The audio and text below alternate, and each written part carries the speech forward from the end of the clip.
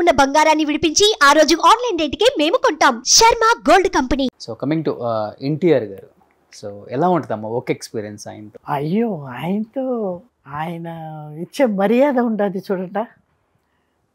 ఇండస్ట్రీలో ఎవ్వరూ ఇచ్చింది లేదంట. ఎవరిని చూస్తా రండి రండి రండి రా అనే మాటనే రాదు.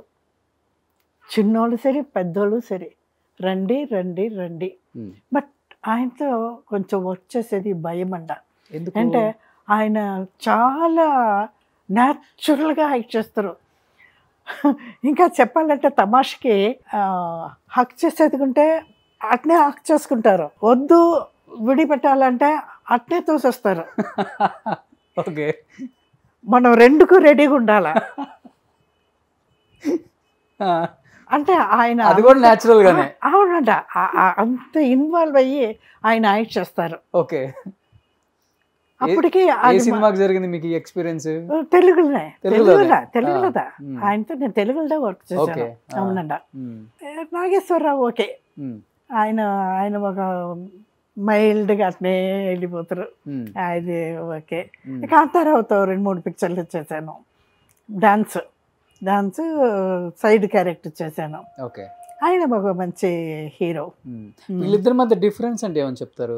ఎన్టీఆర్ గారు, ఏఎన్ఆర్ గారు, అప్పుల్లో వాళ్ళిద్దరే ఇండస్ట్రీకి 2 కళ్ళు అంటుంటారు. అవునండి, ఇద్దరు తగ్గ పోరుగా చేశారు. ఇది చెప్పండి మాలదండ. ఆయన ఒక సైడ్ గొప్ప అంటే ఈయన ఒక సైడ్ గొప్ప. అదే ఎవరి స్క్రీన్ మీద ఓకే అమ్మా, ఆఫ్ స్క్రీన్ ఎలా ఇద్దరులో? ఇద్దరు ఓకే అండ. మనం ఏది చెప్పండి మాలదు, ఇద్దరు ఓకే. ఇద్దరు ఈయన మనం ఎలాగ జరుగుతామో ఆయన చాలా మర్యాద. అదే మరి ఆయనతో మాట్లాడేమో అంటే ఆయనతో ఇచ్చే మర్యాద అదంతా చాలా ఒక గొప్పదంట. ఎవరినే తేడా చెప్పండి మాలదు. సో లేచి నిలబడాలి. అవునవునవును వచ్చినప్పుడు కృష్ణ గారు అది ఒక టైపు. ఆయన పని ఏమో ఆయన చూసుకుని వెళ్ళిపోతారు, అంతే అంతే. కృష్ణరాజు నాకు అంత అభ్యాసం లేదండ, ఆయనతో నేను వర్క్ చేయలేదు. ఓకే, శోభన్ బాబు గారు చేశారు కదా. శోభన్ బాబుతో డాన్స్ చేసి ఉంటాను. ఆయనను చాలా మర్యాద, అందరితో ప్రియతంగా ఉంటారు, చాలా క్వైట్. అంతే అంతే. ఏం సలహాలు చెప్పట్లేదా? అంటే ఆయన అప్పుల్లో, అంటే ఇప్పుడు సౌత్ ఇండియాలో రిచెస్ట్ సినిమా ఇండస్ట్రీ హీరో ఎవరంటే ఆయన పేరే చెప్తారు, శోభన్ బాబా. ఆఫ్ ద చెన్నై ఆయనే కొనేశారు అప్పుల్లో అని. అప్పుడు అలాంటి జాగ్రత్తలు ఏం చెప్పలేదా మీకు? ఇక్కడ ల్యాండ్ కొనుక్కోండి, అక్కడ ల్యాండ్ కొనుక్కోండి, ఇన్వెస్ట్ చేయండి, ఫ్యూచర్ అంతా ల్యాండ్ మీదే అంత ఏం చెప్పలేదు నాకు.